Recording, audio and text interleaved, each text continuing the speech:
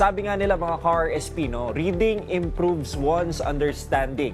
Kaya naman mga bata pa lamang ay dapat talagang exposed na sila sa pagbabasa dahil sa maraming benefits na naidudulot nito sa kanilang mental development. That is right, Gab. Tama. Dagdag pa riyan, reading improves one's imagination and creativity. Kaya nitong dalhin sa kahit na anong lugar at iparana sa iyo ang iba't ibang bagay kahit nakaupo o nasa bahay lang. And speaking of dadalhin, Dayan, alam nyo ba mga ka-RSP, dinala ng National Book Development Board o NBDB ang Iba't-ibang Philippine books sa isang international book fair sa UAE. Ang buong detalye ikukwento sa atin mismo ni NBDB Executive Director Charis Aquino Tugade. Rise and shine, Director Charis. Good morning, magandang umaga ka-RSP. Good morning, Director Charis. Bago pong lahat, para sa kaalaman po ng ating viewers, ano po ba ang layunin ng inyong ahensya? Yung National Book Development Board po, we are here to help the publishing industry thrive. So we're in charge of research and trade promotion of all Philippine books po.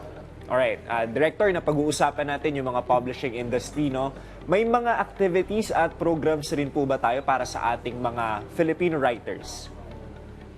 Yes, of course. Okay, so the National Book Development Board, we do different things. We do grants, we do programs, we provide incentives. So once anyone from the publishing value chain, so this is the creatives, whether be a writer, illustrator, photographer, editor, or publisher, once they register with us, they can avail of all of the programs that we provide. So we do things like we provide grants for publication, translation. We also provide capacity building, such as the Book Institute of the Philippines, wherein we train everyone in the publishing value chain to basically level up and provide the professional training that they need in terms of writing, copy editing in Tagalog, in Filipino.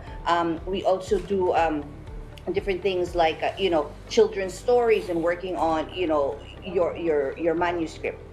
Alright, Director Charis, it's nice to know that they have a lot of projects and programs for our publishers. That being said, ano pa yung mga iba po nating ginagawa para suportahan sila? Okay, so aside from providing incentives to our creatives, we really want to ensure na each and every Filipino have access to our own stories.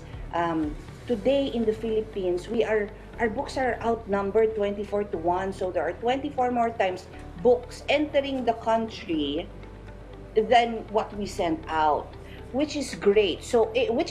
But we still need to have our books available for everyone to read. As you know, the Philippines right now, many of our children are very low in functional literacy. They say that there is a learning poverty. Actually, not that they say, it is an actual fact that there is a learning poverty in the Philippines. So we need to be able to provide books, whether sa library, whether sa mga retail spaces. So if you go now to any library sa Pilipinas or sa mga stores, konti lang yung mga books natin, pero marami naman tayong output kasi there is an imbalance between the export and the import of our books. So the National Book Development Board, we're trying to really make sure that yung distribution system natin is robust in the domestic market and in the retail market. One program that we do domestically is called the Book Nook.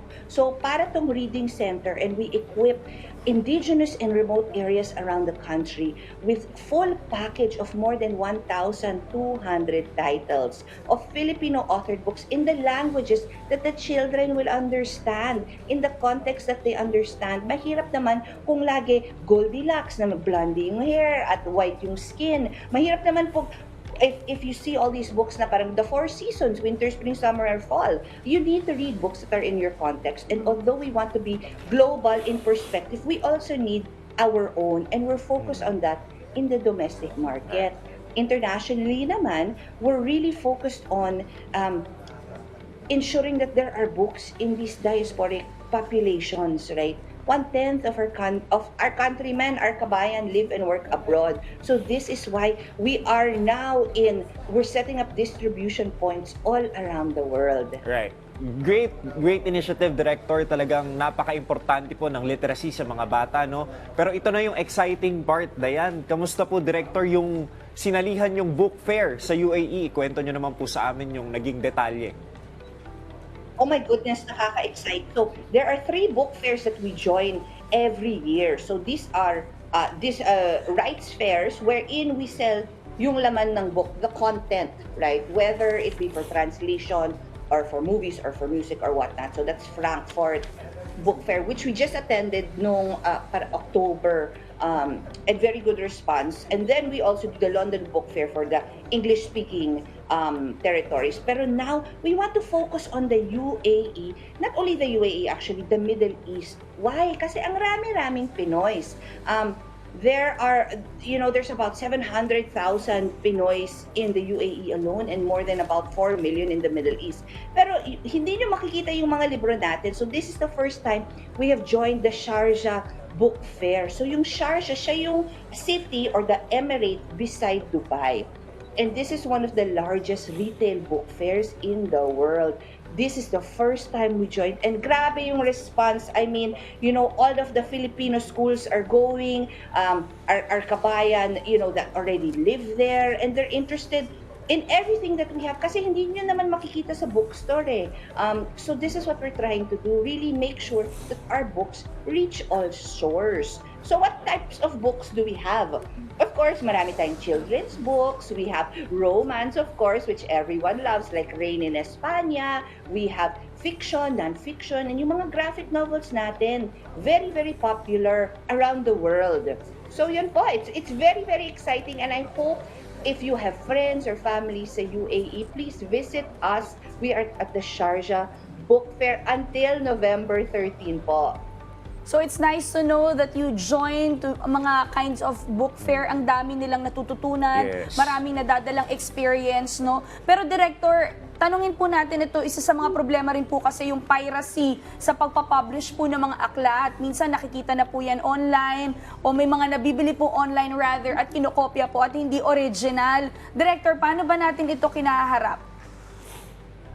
Okay, this is very important, especially sa mga, there are many areas in the Philippines that don't have access to books. So that's why you see yung mga Xerox copies of all of this, that is illegal. So once, we remind the educators, we remind the public na piracy is illegal, okay?